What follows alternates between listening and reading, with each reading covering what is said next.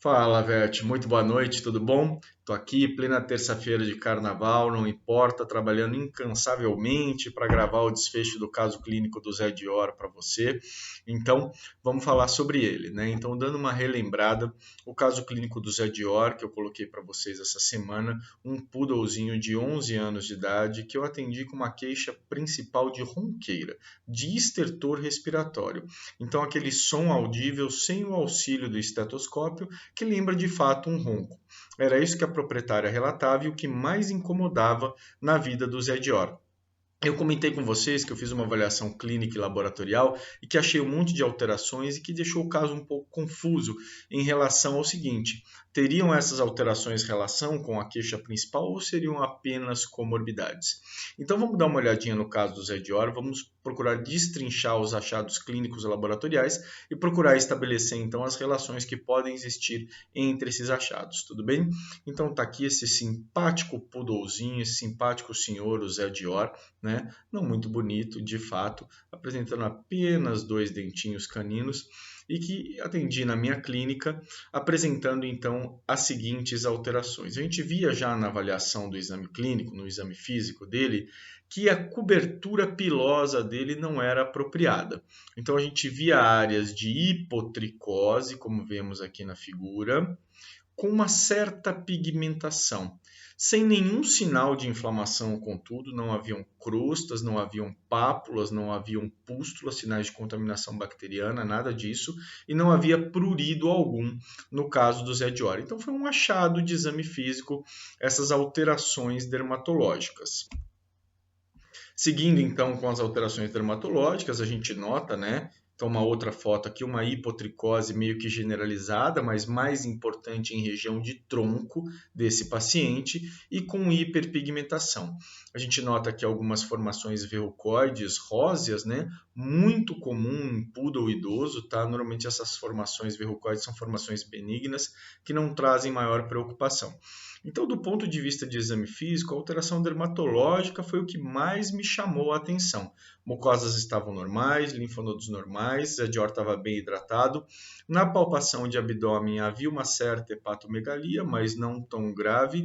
Ausculta cardiovascular normal, exceto pelo fato de que foi notado a ronqueira que o proprietário relatou na anamnese, tá? Mas demais alterações clínicas dentro da normalidade. No exame radiográfico, para poder avaliar a ronqueira, quando a gente fala normalmente em ronqueira, pessoal, então falando de forma mais técnica, semiológica, em estertor respiratório, a gente está falando fundamentalmente em afecções extratorácicas. Portanto, de cavidade nasal, nasofaringe, região de laringe ou traqueia cervical. Então, ruídos respiratórios audíveis sem o auxílio do estetoscópio estão normalmente relacionados a trato respiratório extratorácico. Como era um poodle de 11 anos de idade, a principal suspeita, sem sombra de dúvida, era o colapso de traqueia. Então foi feita uma avaliação radiográfica látero-lateral, da região de traqueia torácica e cervical, mas o objetivo era principalmente a cervical, e de fato foi observado uma diminuição da coluna de ar, principalmente na transição cérvico-torácica. Essa imagem aqui não faz jus a verdade aqui do colapso de traqueia, tá? Mas acredito que existe aqui uma diminuição da coluna de ar, principalmente aqui na região cérvico-torácica, e existe uma intensa calcificação dos anéis traqueais em toda a extensão da traqueia. Tá? Então isso foi uma outra coisa que chamou a atenção. A calcificação ela pode ocorrer em animais idosos e ocorre de fato nessa calcificação distrófica do anel traqueal, mas ela também ocorre em algumas morbidades, nessa especificamente, que foi o diagnóstico do Zé Dior, então isso pode estar relacionado de fato a uma alteração patológica de base, tá? Então a primeira coisa que chamou a atenção foi o colapso de traqueia, mas um colapso de traqueia que estava fundamentalmente associado à ronqueira, mas não a um quadro de tosse. E isso já chama muita atenção, porque uma característica clínica marcante no colapso de traqueia é a traqueite não infecciosa, é a inflamação da traqueia, é o quadro de tosse muito intensa, e o Zé Dior não apresentava tosse alguma, apenas de fato o ruído respiratório determinado pela diminuição do lúmen da traqueia, mais especificamente pela vibração da membrana traqueal dorsal, que está pendulosa, né? Está redundante no caso de colapso de traqueia. Então, a primeira coisa que chamou a atenção foi isso. Por que será que ele não está tossindo, né? Deveria estar tossindo intensamente. E foi feita uma bateria de exames, né, laboratoriais, pela idade, pelo quadro clínico dele. A gente entrou em acordo com a tutora que era melhor fazer uma investigação mais apropriada sobre o estado geral do Zé Dior. Então, vamos lá. No hemograma, a gente observa que, do ponto de vista de eritrograma, dentro da normalidade, nenhuma informação relevante, não há anemia nem eritrocitose, então o eritrograma dentro da normalidade, 51,1% de hematócrito, tá? Os leucócitos globais estão discretamente elevados, então uma leucocitose discreta, mas contudo caracterizado por uma neutrofilia madura, então a gente vê aqui 16.740 neutrófilos, então acima da normalidade, que são 12.000 neutrófilos, portanto uma neutrofilia madura, sem desvio, né? A gente vê aqui que os bastonetes estão dentro da normalidade, então não há um aumento das células jovens, acompanhado de uma linfopenia e uma eosinopenia. Então 180 linfócitos, quando o normal seria no mínimo 1.000, e 0 eosinófilos, quando no mínimo a gente esperaria pelo menos 100 eosinófilos.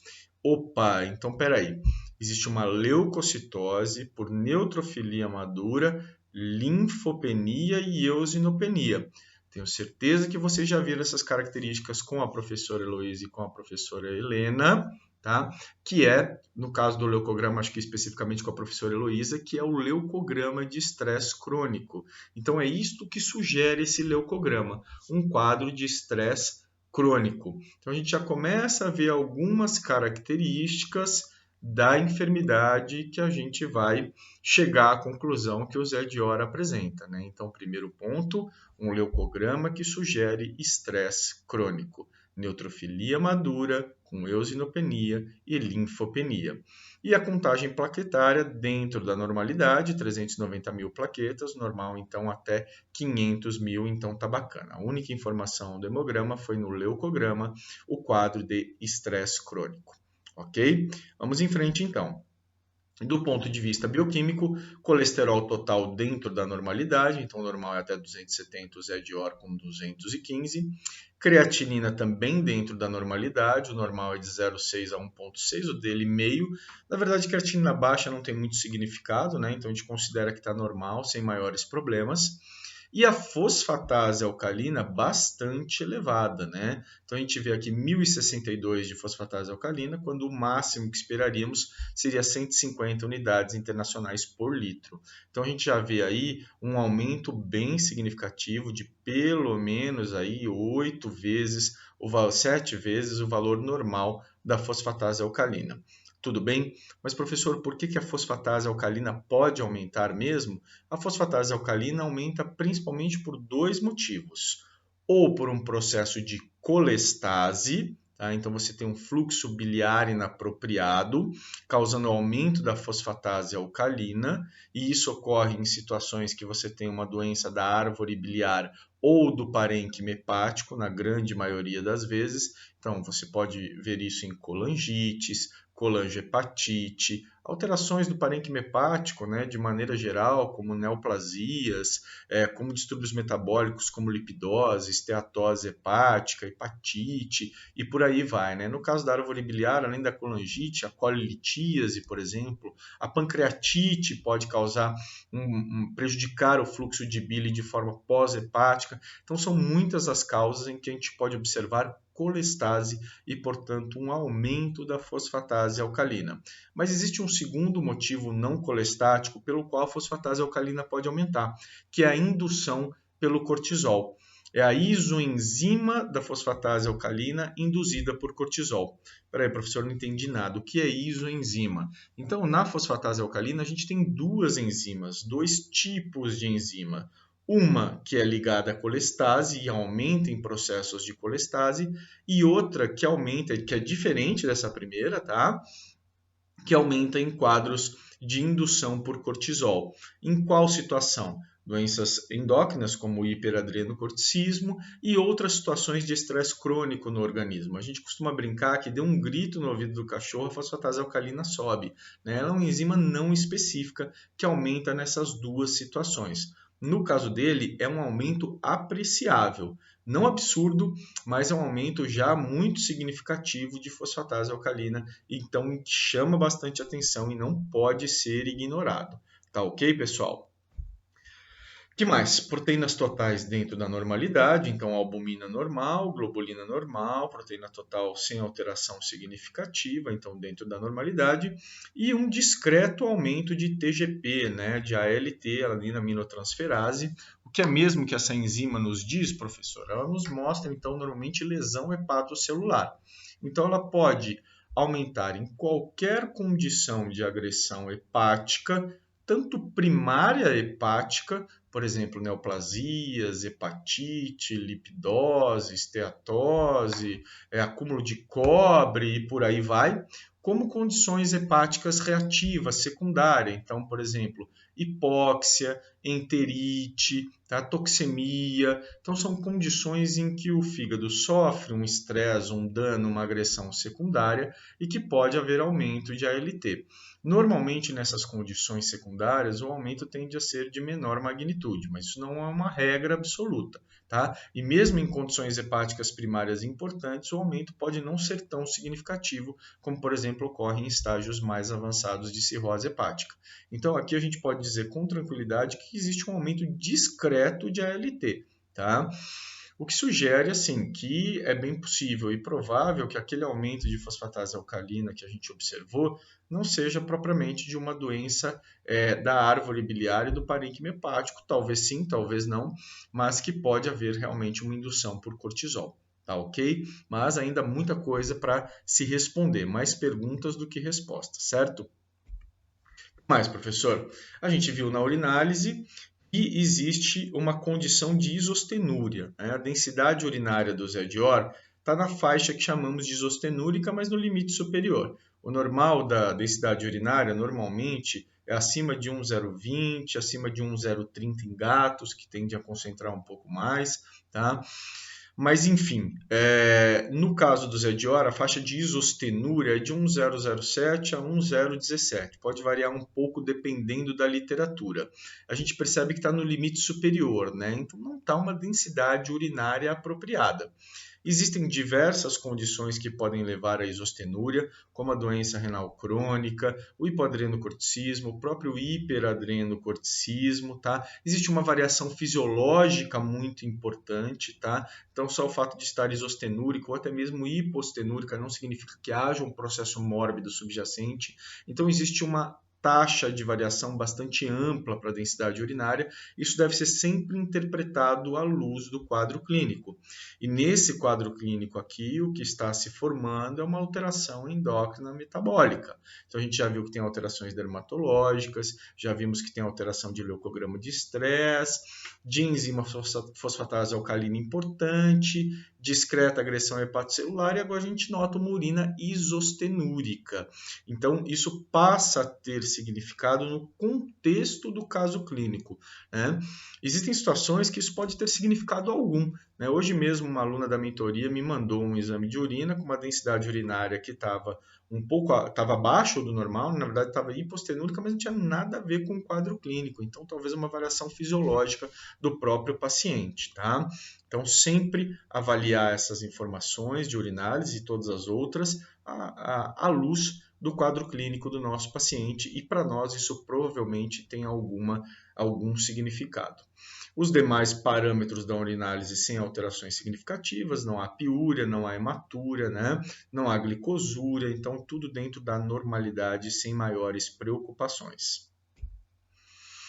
Notamos uma pequena alteração, né, no exame de razão proteína creatinina urinária e olha que coisa interessante, né? Na urinálise, a gente não nota uma proteinúria muito expressiva, né? 75 miligramas por decilitro, mas na razão proteína creatinina urinária, de fato, a gente nota que existe uma proteinúria que é significativa, sim, que é importante. Então, está na faixa de 1,45, normal é até meio, entre meio e 1 é uma zona cinza e acima de 1 já é uma proteinúria significativa, tá? Não é uma proteinúria estratosférica que a gente vê normalmente em glomerulopatias primárias, mas é uma proteinúria que já chama atenção, tá? Então, lembrando, em quais situações que a gente pode ter uma proteinúria? A proteinúria, assim como a azotemia, ela pode ser pré-renal, renal e pós-renal. As condições pré-renais que causam proteinúria são menos importantes e menos frequentes, como, por exemplo, a proteinúria de Benz-Jones, que a gente observa, por exemplo, em mieloma múltiplo, tá? As proteinúrias mais importantes são aquelas renais, principalmente, né? Que a gente observa principalmente de forma mais significativa em glomerulopatias. Tá? Embora possa acontecer também em doença tubular ou intersticial, mas tendem a ser de menor magnitude. E a proteinúria pós-renal normalmente está ligada a um processo inflamatório do trato urinário inferior, onde a gente tem muita célula inflamatória, muita hemácia, isso acaba elevando a razão proteína creatina urinária, porque nessas estruturas, né, nas células, tem proteína. Tá ok? Então, de maneira geral, para a gente guardar, as proteinúrias mais significativas ocorrem, em geral, em glomerulopatias primárias. E várias outras condições podem levar à proteinúria de menor magnitude. No caso do Zedior, a gente vê uma proteinúria que está tendendo aí a um valor maior, mas não passa de 2 ainda, né? Não é uma proteinúria muito alta, mas é uma proteinúria significativa. Professor, eu vi que a proteinúria precisa ser confirmada em exames subsequentes. Isso é fato. Tá? Normalmente, principalmente quando a proteinúria não é de grande magnitude, fazer 2 ou 3 coletas com intervalo de 2 semanas, 1 semana entre as coletas, pode ajudar a documentar a proteinúria persistente. Infelizmente, no caso do Zedior, a gente não tem esses valores, né, para comparar com esse intervalo de tempo, mas partindo do princípio que esse valor é de uma proteinúria persistente, isso passa a ter de fato algum significado. Tá ok, pessoal? Mas de fato o ideal seria fazer mais 1 ou 2 coletas de razão proteína creatina urinária, no caso do Zedior. E por fim o T4 livre, né, que encontra-se abaixo do valor de normalidade. Professor, por que você fez o teste de T4 livre? Por causa principalmente das alterações dermatológicas que ele apresentava, né? Alopecia, hipotricose, com hiperpigmentação, sem sinais de inflamação, sem prurido. Então, para um diagnóstico diferencial de endocrinopatia, foi feito o T4 livre e de fato estava abaixo da normalidade. Então, professor, está diagnosticado o hipotireoidismo? A gente vê aqui 0,29 e o normal no mínimo 0,50. Não, de maneira alguma, não está diagnosticado o hipotireoidismo. Porque tem uma coisa que se chama síndrome do eutireoideu doente. Tá? Que é aquela condição onde você tem uma alteração sistêmica, seja metabólica ou não, pode ser inflamatória, neoplásica ou outras, ou até mesmo administração de fármacos como anticonvulsivantes, que podem diminuir artificialmente o valor de T4. Tá? Isso causar uma diminuição que não é associada a um hipotireoidismo, mas uma diminuição por outros fatores. Então, novamente, tem que avaliar à luz do quadro clínico. Escolher o T4 livre diminui esse tipo de efeito, porque ele é menos suscetível a esse tipo de efeito de fatores exógenos em relação ao T4 total, mas não exclui totalmente esse efeito. No caso do Zedior, tinha uma diminuição e agora a gente tem que discutir se ela tem significado ou se provavelmente ela é secundária a algum outro fator. E aí, pessoal, esse foi o último exame. Então, recapitulando, o Zedior apresentava uma queixa de ronqueira, tá? Nos demais parâmetros dele, segundo a proprietária em casa, normais, exceto assim, eu esqueci de comentar isso, ele bebia bastante água, urinava bastante, comia muito bem o Zedior, tá? Em relação a esse comer muito bem, vou dar um depoimento meu aqui, que são pequenos detalhes que a gente vai notando, né, em cada caso. O Zedior ele ficou internado na clínica para fazer a avaliação laboratorial, exame radiográfico e etc. E eu passei com um pão perto da gaiola dele e ele ficou alvoroçado. Falei, uai, Zedior, você tá com fome aqui internado na clínica? Eu cheguei com o pão perto dele e quase arrancou meu dedo, com aqueles 2 dentinhos dele, tá? Então, uma fome que não é normal num paciente que está num ambiente estranho, estressado. Então, aquilo já me chamou um pouco a atenção também. Então, talvez isso que o proprietário entendia como comer muito bem, na verdade, provavelmente era comer muito, né? Possivelmente. No exame físico, ele apresentava, então, hipotricose, sem sinais de inflamação, principalmente em tronco, com hiperpigmentação. Exame radiográfico sugestivo de colapso de traqueia, consistente com a ronqueira, mas curiosamente sem tossir. Hemograma de estresse, leucograma, mais especificamente de estresse crônico, apresentando no exame bioquímico aumento significativo de fosfatase alcalina, discreto de ALT, apresentando possível proteinúria, urina isostenúria e T4 abaixo da normalidade. E aí, Vete, qual o seu diagnóstico? A maioria das pessoas foi em cheio lá no Instagram, né, comentando o caso. O diagnóstico é de, provavelmente, né, a suspeita fundamental é de hiperadrenocorticismo ou hipercortisolismo, né, que causa todas essas alterações e é absolutamente consistente com o quadro clínico do Zé Dior. Tudo bem, pessoal? Então, foi a minha suspeita principal em relação a todo o quadro que ele estava apresentando. Tá? Vamos comentar um pouquinho sobre o hiperadrenocorticismo e conforme as alterações forem aparecendo, a gente vai discutindo a respeito do quadro do Zé Dior. Né? Vamos dar uma recapitulada no que é exatamente o hiperadrenocorticismo. Então, o hiperadrenocorticismo é o distúrbio, ou se não é o distúrbio, é um dos distúrbios endócrinos mais comuns que a gente tem na rotina de cães. Gatos, ele é bem mais raro e é uma doença tipicamente de evolução crônica, não aguda. Invariavelmente, ela é de evolução crônica e pode ter fundamentalmente 3 causas: por tumor na pituitária, por tumor primário na adrenal ou ser iatrogênico pela administração de cortisol exógeno. Então, essas são as 3 causas fundamentais do hiperadrenocorticismo. Bacana? Vamos falar um pouquinho sobre cada um deles, tá? O HDP, ou hiperadrenocorticismo dependente de pituitária. O que ocorre aqui é que você tem um tumor pequeno ou até mesmo grande, micro ou macro tumor na hipófise que secreta ACTH. E o ACTH, o hormônio adrenocorticotrófico, é responsável por estimular as glândulas adrenais a produzir cortisol. Então, o que ocorre é um excesso de estímulo para que essas adrenais produzam continuamente cortisol. E há uma falha no feedback negativo. Num animal normal, vamos ver no desenho esquemático, num animal normal, o que deveria acontecer? Produziu ACTH, produziu cortisol, o próprio cortisol diz para a hipófise, olha aí, dona hipófise, diminui a produção de ACTH porque o cortisol já está excessivo e ela diminui a produção. Acontece que devido a esse tumor, esse feedback negativo fica prejudicado e há um excesso contínuo de produção de ACTH, que acaba causando hiperplasia bilateral das glândulas adrenais. Então, um aumento de volume das 2 glândulas adrenais que estão excessivamente estimuladas por esse excesso de ACTH. Então, é isso que ocorre no HDP. A segunda causa são os tumores adrenocorticais, então são tumores primários da glândula adrenal, tá? Que normalmente são unilaterais, podendo ser benignos ou malignos. Benignos mais comuns são adenomas, malignos os mais comuns são os carcinomas. Como eu disse anteriormente, geralmente são unilaterais e eles secretam, independentemente de qualquer coisa, cortisol. Então, o tumor secreta cortisol na circulação excessivamente, independente de ter ou não excesso de ACTH. Muito pelo contrário, existe uma diminuição do ACTH, porque pelo excesso de cortisol, a glândula pituitária entende que ela não precisa mais produzir ACTH, e aí ela diminui drasticamente a sua produção de ACTH. Tá? Então, o tumor produz de forma independente o cortisol nesse organismo. E aí a glândula contralateral acaba atrofiando pela diminuição da produção do ACTH lá na pituitária, que entende que ela não precisa mais produzir esse hormônio. Então você tem o tumor de um lado e a atrofia da glândula contralateral na imensa maioria dos casos. É isso aqui, conforme mostra o desenho esquemático, né? Você tem uma alteração do tumor primário, que produz cortisol independente da estimulação do ACTH.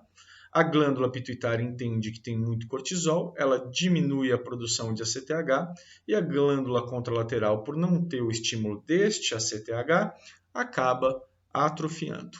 Tudo bem, Vete? E, por fim, você pode ter o hiperadrenocorticismo pela administração excessiva de cortisol, né? Principalmente no tratamento de doenças imunomediadas, autoimunes, alérgicas, que a gente precisa lançar mão disso. Tá? Então, quando a gente precisa usar por muito tempo, em doses muito elevadas, pode haver, de fato, um hipercortisolismo iatrogênico. E, nesse caso, normalmente as duas adrenais se atrofiam, porque o organismo entende que, se tem muito cortisol, ele não precisa produzir ACTH, diminui a produção e, consequentemente, atrofia as duas adrenais. Então, essa característica, HDP, hiperplasia bilateral, tumor adrenal, tumor de um lado e atrofia do outro, e iatrogênico, atrofia das duas adrenais. Lembrando que tudo isso é o esperado, mas não é uma regra absoluta.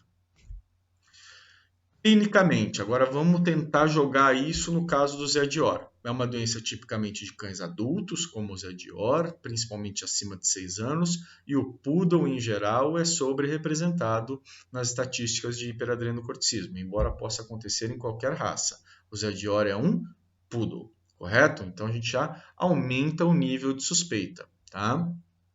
Vamos em frente. Quais os sinais clínicos esperados? Poliúria e polidipsia.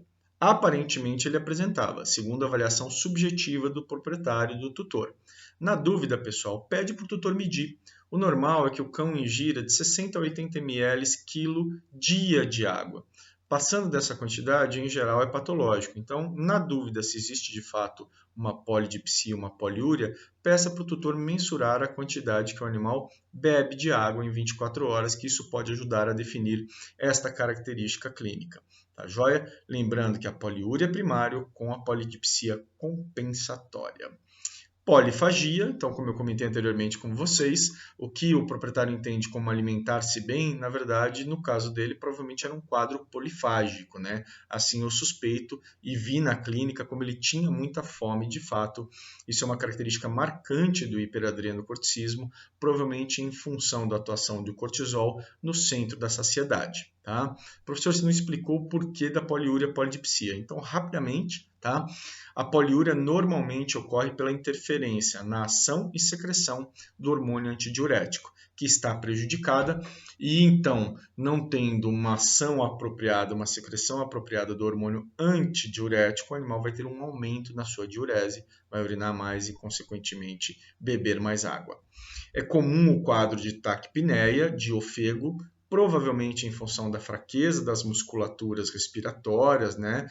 Flacidez diafragmática, enfim, pode ocorrer também por tromboembolismo, o abdômen abaulado pela redistribuição de gordura e fraqueza da musculatura abdominal, além das organomegalias, como aumento da bexiga e do fígado que ocorre no hiperadrenocorticismo, letargia, fraqueza muscular, são todas devido, tudo que a gente está falando é devido ao excesso do cortisol, tá, gente? Cortisol, pense o seguinte, ele interfere em metabolismo de gordura, carboidrato, proteína e ele é um anti-inflamatório e imunossupressor. Tudo decorre disso, tudo, tá bom, pessoal? Vamos em frente. Sinais dermatológicos. Opa, o Zé de Or apresentava sinais dermatológicos, né? Alopecia endócrina bilateral e simétrica. Tá? Então, é uma característica de qualquer endocrinopatia que cursa com sinais dermatológicos, né? O que a gente chama de alopecia endócrina. Pode ocorrer no hipotireoidismo, pode ocorrer no hiperestrogenismo, na alopecia X. A característica é muito semelhante, né? Então, uma alopecia geralmente sem sinais de inflamação e com hiperpigmentação. Simétrico ou não, isso é muito variável, tá? Principalmente em tronco, como o Zé de Or apresentava. Atrofia epidérmica, ele não tinha muito importante, nem tampouco comedões e calcinoses cutis. Calcinoses cutis é a deposição de cálcio na derme, normalmente dão alterações dermatológicas muito graves, tá? Que não era o caso dele. A hiperpigmentação a gente observou, aqui é provavelmente a ação do cortisol estimulando a secreção pelos melanócitos, né, o aumento do pigmento melânico, então, e é comum também ver infecções oportunistas de pele em função da imunossupressão e do impacto dermatológico que o excesso de cortisol causa nesses pacientes. Não era o caso do Zé de Or. No Zé de Or, apenas hipotricose com hiperpigmentação em região de tronco. Síndrome do macrotumor, vamos passar rapidamente, porque o Zé de Or também não apresentava. De maneira geral, são alterações neurológicas causadas por um grande tumor na hipófise que vai crescendo e comprimindo estruturas hipotalâmicas e talâmicas. Então, o animal pode ter convulsão, estupor, ataxia, pressionar a cabeça contra objetos e assim por diante. Isso ocorre normalmente em fases avançadas do HDP, tá? E não era uma coisa que a gente observou no Zé de Or. Tromboembolismo pulmonar, também não vou me deter muito nessa alteração, porque não era uma característica do Zé Dior, tá? Mas ocorre, pensem o seguinte, o animal com hiperadreno está no estado de hipercoagulabilidade, ele tem uma tendência a coagular o sangue por diversos motivos que estão listados aí no slide. Tá? E tendo essa tendência a hipercoagular, ele pode desenvolver trombos, e esses trombos mais frequentemente param no pulmão, causando uma grave dificuldade respiratória que dificilmente vai ser tratável, e isso é uma causa importante de morte em animais com hiperadrenocorticismo. Tá? Então, por esse motivo, o tromboembolismo é tão importante e tão significativo. Tá? Joia, pessoal? Ainda falando de características clínicas, a hepatomegalia, falei para vocês que ele apresentava uma discreta moderada hepatomegalia, ocorre frequentemente em pacientes com hiperadreno em função da esteatose, né, da infiltração gordurosa que ocorre nesses animais, tá? Em função justamente do efeito do cortisol no metabolismo de gordura. Então você tem aquele hepatócito preenchido com vacúolos de gordura. Dificilmente isso vai levar a uma insuficiência hepática, tá? Mas normalmente isso reflete nas alterações laboratoriais que a gente vai falar daqui a pouco, tá? Então guardem isso, a infiltração gordurosa vai se refletir em alteração laboratorial, acho que vocês já estão sabendo qual que é, não é? Vamos em frente então, pessoal. Para terminar as características clínicas, então, a hipertensão arterial sistêmica ocorre muito no hiperadreno, então o recado prático é sempre mensure pressão. No caso do Zé Dior eu não coloquei aqui porque não havia um quadro hipertensivo, tá? Normalmente a hipertensão ocorre porque o cortisol é um mediador dos efeitos das catecolaminas na vasculatura e ele em excesso acaba causando então vasoconstrição excessiva, levando a um quadro de hipertensão arterial sistêmica. Na verdade, é provavelmente a doença de cães que é mais comum de causar hipertensão arterial sistêmica. Sempre muito importante. A glomerulopatia com perda de proteína, olha ela aí, hein? Então a gente já viu que existia uma alteração laboratorial, que a gente vai comentar daqui a pouco, que está relacionado a justamente essa glomerulopatia com perda de proteína, né, que o cortisol excessivo acaba causando no paciente. Infecções do trato urinário também são muito comuns em função da densidade urinária baixa, da imunossupressão, e a melhor maneira de diagnosticar isso é por urocultura. Não chegamos a fazer no Zé Dior, tá? Normalmente a urinálise não mostra nada, porque célula inflamatória não vai estar presente pelo efeito anti-inflamatório do cortisol e pela urina muito diluída, tá? Então é difícil de ver na urinálise essa possível infecção bacteriana. E por fim, 10 a 15% dos pacientes com hiperadreno podem apresentar diabetes mellito, tá? Principalmente aqueles que já tinham uma tendência a desenvolver a diabetes mellito, acabam desenvolvendo o hiperadreno e podem desenvolver a diabetes secundária, aí vão apresentar hiperglicemia, com glicosúria e todas aquelas alterações clínico-laboratoriais consistente com o quadro de diabetes mellitus. Não era o caso do Zé Dior, ele não apresentava hiperglicemia, nem tampouco glicosúria, então essa complicação ele não apresentava.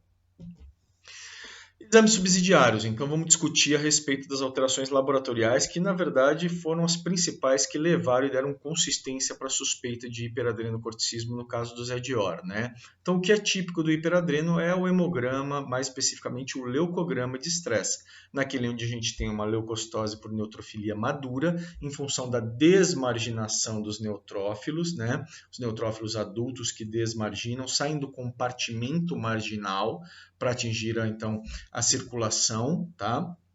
E acaba isso se refletindo então no hemograma, no leucograma, acompanhado de eosinopenia e linfopenia pela diminuição então da liberação dessas células na circulação do seu compartimento, e aí em vários outros motivos também acabam diminuindo a liberação de eosinófilos e linfócitos na circulação, causando então esse quadro típico de leucograma de estresse. Neutrofilia madura, eosinopenia e linfopenia, que pode ou não acontecer, tá? Que fique bem claro.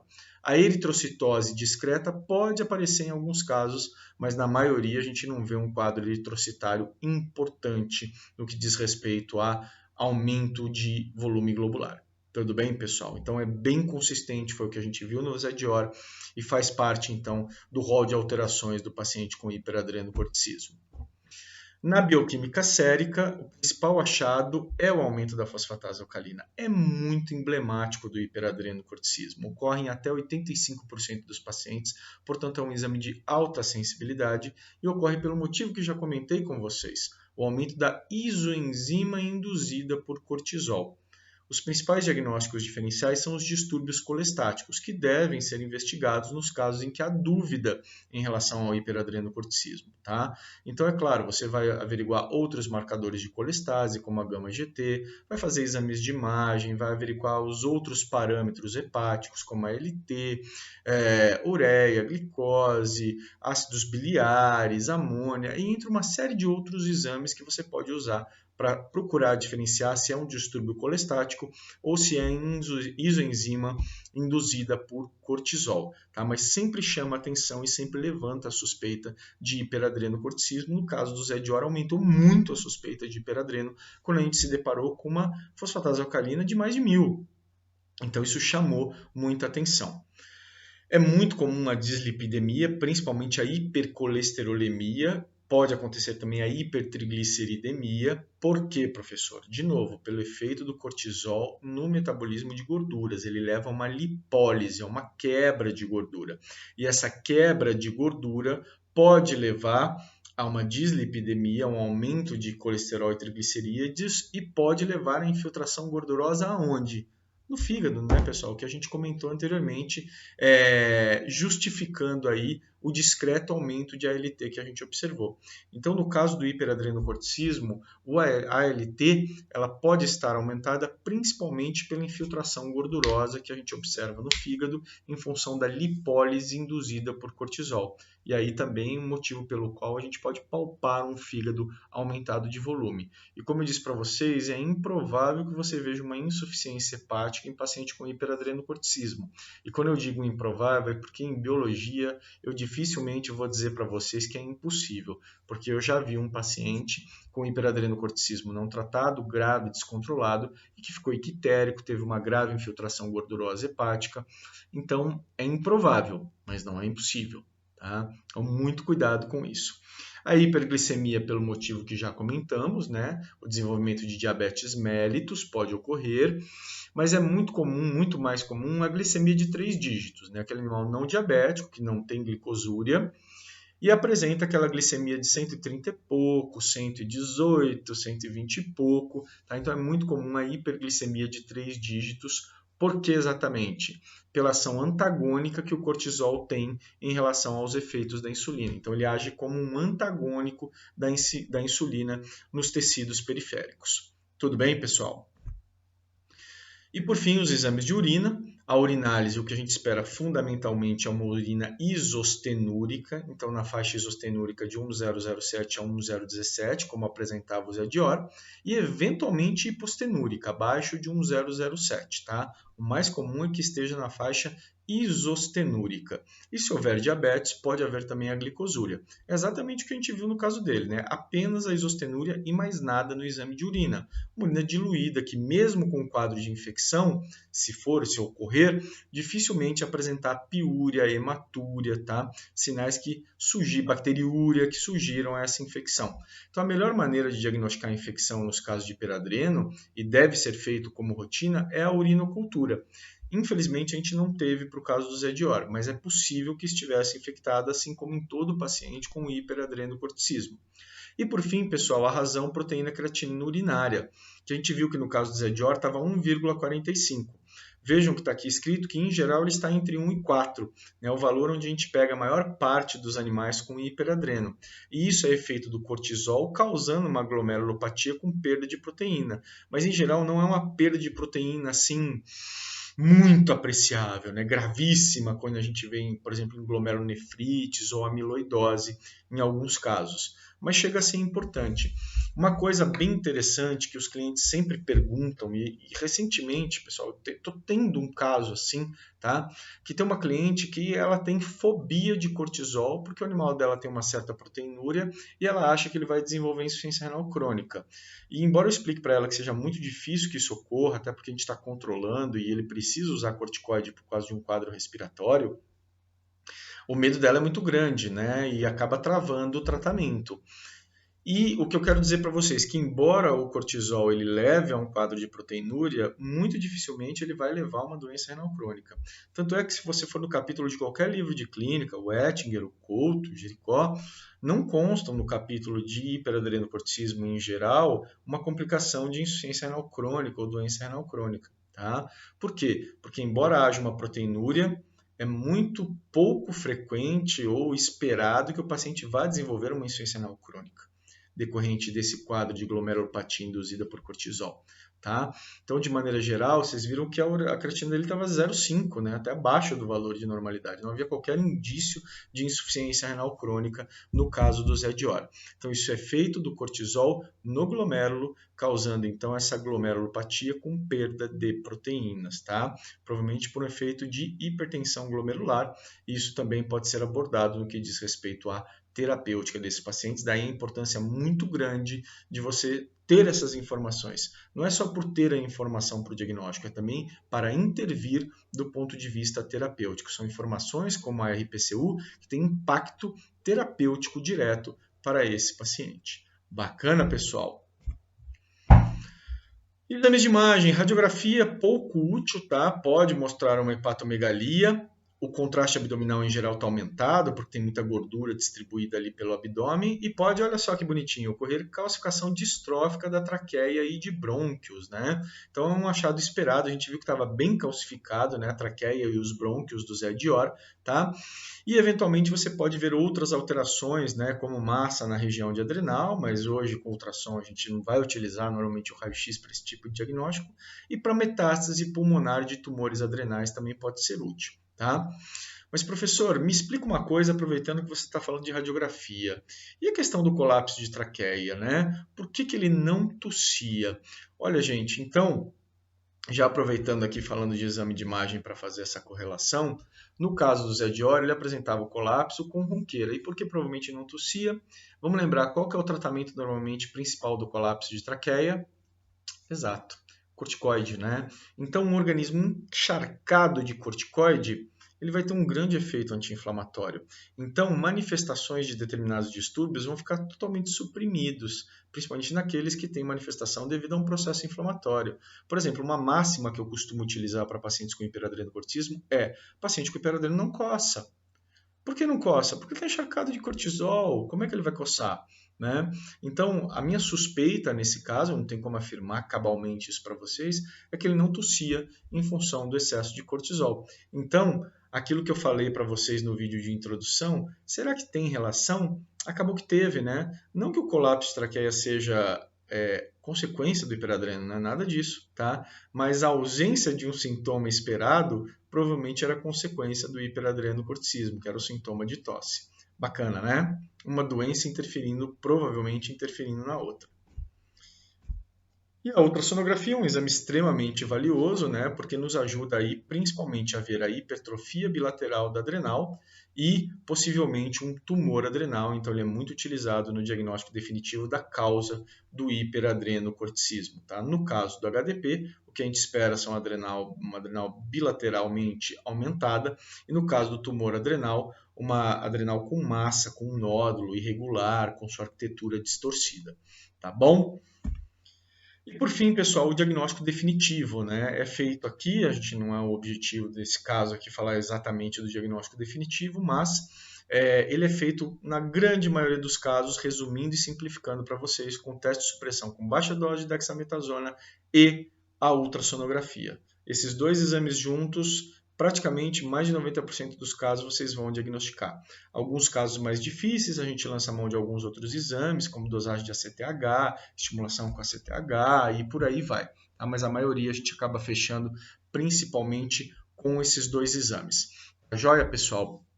Então, recapitulando, no caso do Zé de Ora especificamente, a gente viu alterações dermatológicas consistentes com doença endócrina, tá?